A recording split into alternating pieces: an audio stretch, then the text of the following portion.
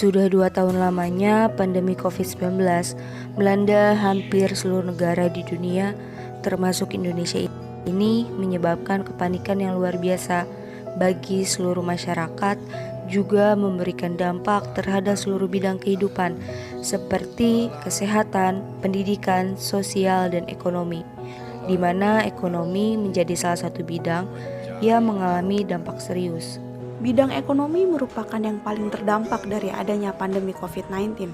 Banyak orang kehilangan pekerjaan, para pedagang kecil dagangannya menjadi sepi, kejahatan semakin merajalela. Ini mengakibatkan semakin meningkatnya kemiskinan di dalam kehidupan masyarakat seluruh dunia, tak terkecuali di Indonesia. Angka kemiskinan di Indonesia di masa pandemi ini semakin meningkat. Kemiskinan di Indonesia saat ini menyentuh angka 10,19%, yaitu sekitar 27,55 juta orang. Dampak pandemi terhadap kehidupan ekonomi ini seperti yang dirasakan oleh pedagang UMKM yang ada di Jalan Raden Patah, Jakarta Selatan. Mereka adalah salah satu pihak yang terdampak dari kebijakan pemerintah dalam menangani permasalahan pandemi COVID-19. Jelas-jelas dengan adanya COVID yang berkepanjangan ini, bahkan kita sendiri nggak tahu kapan sampai berakhirnya, kita merasa sangat mengganggu. Kita sangat resah dengan perekonomian kita, terutama penghasilan ke setiap harinya. Biasa.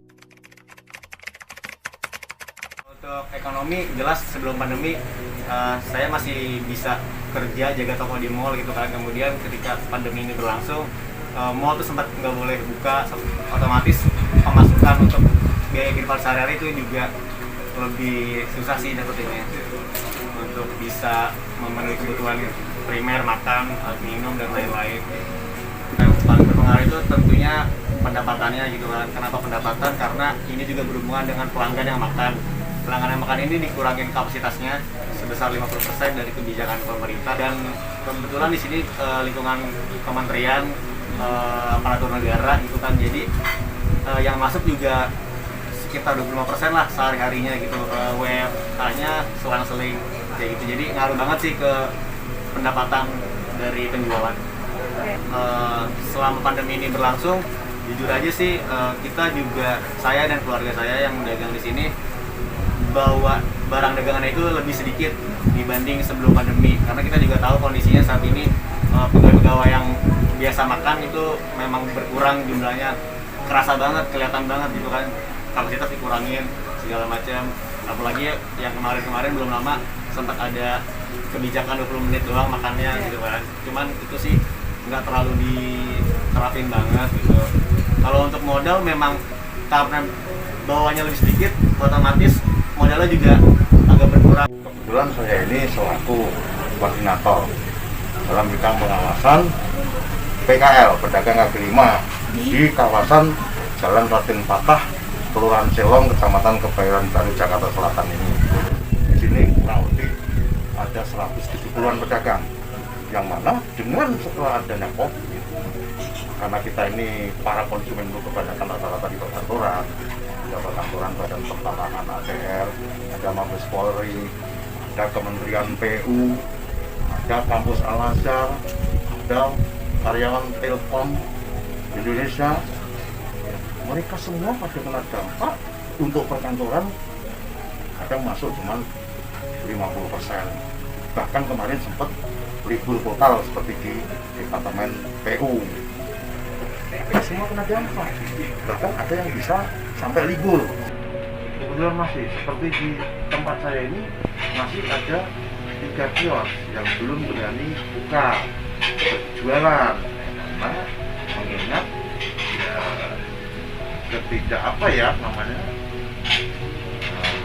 ketidak Balik modal berani itu ya, spekulasi itu tadi, sehingga mereka masih punya perasaan takut.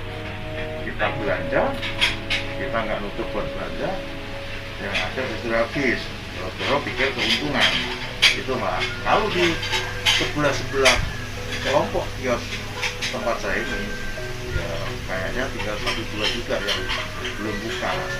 Nah, kalau di Al-Azhar sana, karena mereka berpatokan konsumen itu dari para Anak sekolah. siswa-siswi TK, SD Al-Azhar, SMP Al-Azhar, SMA Al-Azhar, dan begitu banyaknya kampus, mahasiswa-mahasiswi, mereka masih banyak yang luput. Masa pandemi ini, kita omset jualan paling ininya kisarannya 1 juta itu udah bagus. Padahal sebelum dampak COVID, kita itu bisa sampai kalau di rumah makan Padang 5 juta, di warteg ini kurang lebih 4 juta, di warung gado-gado, warung bakso ya sekisaran 2,5 sampai 3 juta sekarang. Kita merasa sangat-sangat tertekan dengan adanya pandemi ini.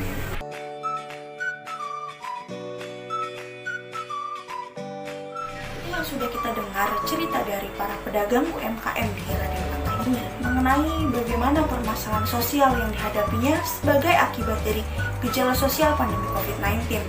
Nah, kita perlu tahu terlebih dahulu nih, apa sih itu gejala sosial?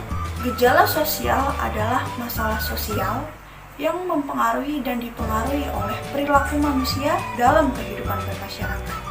Gejala sosial dapat juga diartikan sebagai suatu fenomena sosial. Munculnya fenomena sosial tersebut berawal dari adanya perubahan sosial yang terjadi di dalam kehidupan masyarakat. Perubahan sosial itu tidak bisa kita hindari, namun kita perlu mengantisipasinya.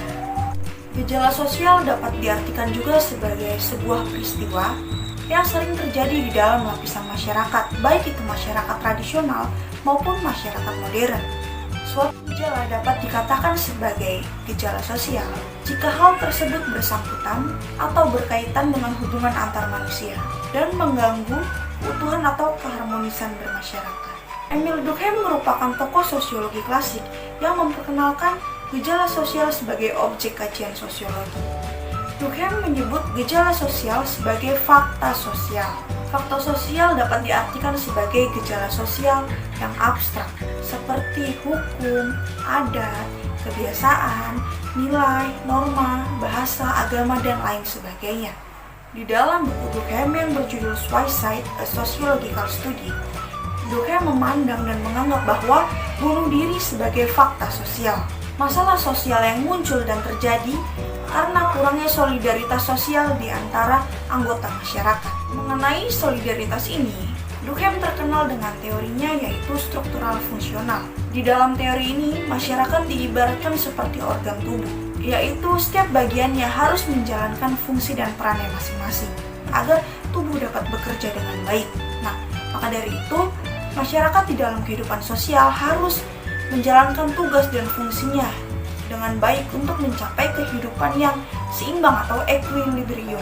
Apabila salah satu bagian tidak menjalankan fungsinya, maka akan terjadi suatu ketidakseimbangan atau disfungsional. Setelah kita mengetahui apa itu gejala sosial, selanjutnya kita juga harus mengetahui karakteristik dari gejala sosial. Berikut karakteristik dari gejala sosial. Pertama, sangat kompleks. Gejala sosial dikatakan sangat kompleks karena di dalamnya terdapat hubungan sosial antar manusia. Hubungan tersebut terwujud pada perilaku manusia kepada sesamanya, di mana hubungan dan perilaku manusia itu dipengaruhi oleh berbagai faktor, yaitu faktor ekonomi, sosial, budaya, psikologis, politik, agama, dan geografis. Dari faktor ekonomi, sosial, budaya, dan lain sebagainya itu tentu dan pastinya terdapat hubungan sosial antar manusia. Sangat kompleks sekali, bukan? Karakteristik yang kedua yaitu beraneka ragam. Gejala sosial tidak dapat dikelompokkan dengan sederhana seperti gejala alam. Maksudnya, beberapa gejala tidak dapat dianggap sebagai satu gejala karena masing-masing memiliki sifat dan karakteristik yang berbeda. Misalnya, gejala politik tidak bisa disamakan dengan gejala budaya. Kemudian, gejala agama juga tidak bisa disamakan dengan gejala politik. Walaupun dari berbagai gejala tersebut memiliki atau ada hubungan. Sehingga dapat diketahui bahwa memang benar gejala sosial ini sangat beraneka ragam. Ketiga, tidak bersifat universal. Berarti bahwa gejala sosial hanya akan dipengaruhi oleh kondisi sosial atau budaya masyarakat tertentu saja. Keempat, bersifat dinamis. Gejala sosial mengacu kepada perilaku masyarakat atau individu-individu dalam masyarakat yang berubah-ubah. Karena tentunya kita sebagai individu di dalam masyarakat ingin berubah ke arah yang lebih baik. Misalnya, kita ibaratkan seperti pergantian mode HP yang berganti setiap tahunnya. Itu sama halnya dengan perilaku individu atau masyarakat yang berubah-ubah. Sehingga dapat dikatakan bahwa peristiwa berubah begitu cepat. Kelima, kurang objektif. Karena gejala sosial mengacu pada perilaku masyarakat, sehingga gejala ini ikut memerhatikan pada hal yang melekat pada karakteristik setiap individunya, atau dapat dikatakan lebih dinilai secara subjektif. Keenam, bersifat kualitatif. Karakteristik dari gejala sosial ini menunjukkan gejala menjadi tidak dapat diukur, dihitung, atau ditimbang, tetapi harus dilihat dan dianalisis secara lebih mendalam. 7. Tidak mudah dimengerti. Karakteristik gejala sosial ini menunjukkan sebagai wujud dari perilaku dan hubungan sosial antar manusia yang sulit dipahami. Berbeda dengan gejala alam yang dapat diukur dan diprediksi terlebih dahulu. Kedelapan atau yang terakhir, sulit diprediksi. Karena gejala sosial memiliki sifat yang spesifik atau khusus, abstrak, dinamis, kompleks, dan kualitatif. Selanjutnya kita akan membahas mengenai apa saja bentuk dan jenis dari gejala sosial. Yang pertama, menurut Guglielmo Sarkedi, gejala sosial dapat dikelompokkan menjadi dua bentuk. Yang pertama ada gejala sosial yang menentukan atau the determinant social phenomenon, dan bentuk gejala sosial yang ditentukan atau the determined social phenomenon. Gejala sosial yang menentukan yaitu hal-hal yang terjadi di dalam kehidupan atau tindakan yang dilakukan oleh individu dapat mempengaruhi, membentuk, atau menyebabkan permasalahan yang terjadi di sekitar kehidupan manusia. Misalnya, tingkat kesejahteraan yang rendah dapat mempengaruhi perilaku suatu individu untuk berbuat kriminal. Lalu yang kedua ada gejala sosial yang ditentukan. Permasalahan sosial yang terjadi di dalam kehidupan manusia dipengaruhi oleh suatu hal. Misalnya, permasalahan ini dapat diprediksi terjadi karena rendahnya tingkat pendidikan di dalam masyarakat. Lalu yang kedua ada menurut Piritim Asorokin. Dia membagi 4 jenis gejala sosial. Yang pertama ada gejala sosial religius. Misalnya fenomena 212 yang terjadi di Jakarta dan mengundang perhatian seluruh masyarakat berbagai daerah yang ada di Indonesia. Kedua, ada gejala sosial ekonomi. Contohnya seperti meningkatnya angka pengangguran selama masa pandemi COVID-19. Lalu yang ketiga ada gejala sosial politik.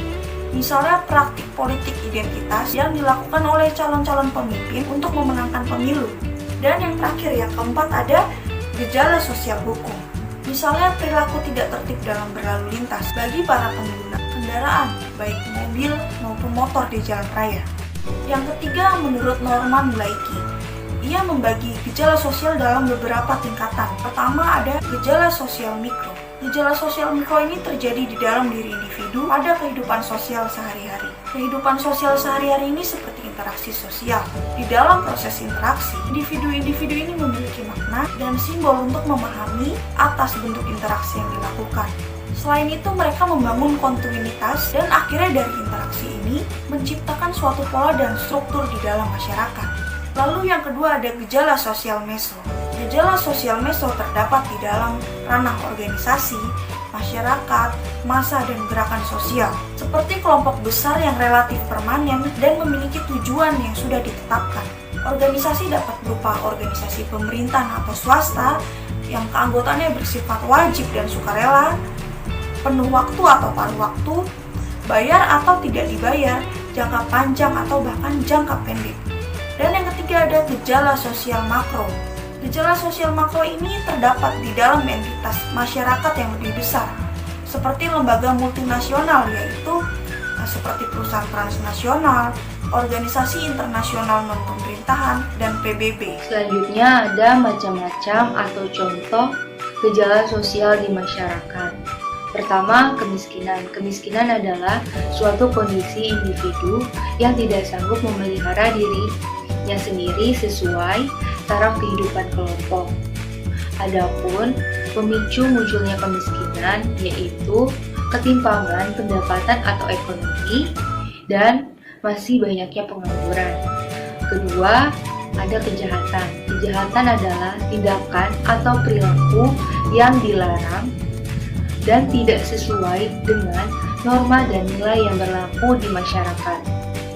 Pemicu munculnya tindakan atau perilaku kejahatan, misalnya seperti rendahnya tingkat pendidikan. Yang mana karena rendahnya tingkat pendidikan ini dapat membuat seseorang atau individu tidak dapat memperoleh pekerjaan yang layak, sehingga individu atau seseorang ini melakukan tindakan kejahatan sebagai suatu pekerjaan untuk memenuhi kebutuhan dasarnya, seperti itu. Ketiga, ada disorganisasi keluarga. Disorganisasi keluarga terjadi karena setiap anggota keluarga tidak dapat atau gagal memenuhi kewajiban sesuai peran sosialnya, sehingga terjadinya perpecahan dan ketidakharmonisan keluarga. Keempat, kenakalan remaja. Masa remaja merupakan masa transisi dari masa anak-anak menuju masa dewasa. Dapat dikatakan bahwa masa remaja sebagai suatu masa yang berbahaya. Hal itu dikarenakan adanya rasa penasaran yang lebih di dalam diri seorang remaja yang terkadang tidak disadari oleh mereka sudah di luar batas, sehingga hal tersebutlah yang sering menjadikan terjadinya kenakalan remaja. Dan kelima atau terakhir, yaitu ada pelanggaran norma-norma, misalnya seperti alkoholisme, penggunaan obat-obatan terlarang atau narkotika, dan lain sebagainya. Itulah kelima macam-macam atau contoh dari gejala sosial di masyarakat. Jadi itu sih harapannya lebih ke ya udah nggak usah terlalu kaku untuk masalah pembatasan mobilitas gitu kan. Yang penting tetap ada pengawasan ketat mengenai protokol kesehatan. Jadi semuanya juga bisa bekerja dengan aman gitu kan, waspada. Lagi pula kan bisa dicek suhu tubuh seperti biasa lah gitu. Itu sih harapannya. Biar semuanya juga bisa dapat pemasukan yang wajar gitu, yang seperti semula seperti biasanya. Harapan kita semoga dengan per level dari PPKM yang disampaikan oleh Presiden kita Pak Joko Widodo, semoga ini semua bisa makin turun dari level 4 ke level 3, dari level 3 ke level 2, dari level 2 ke level 1. Setelah kita istilah kata normal, berarti kita level 0, kita kembali seperti semula.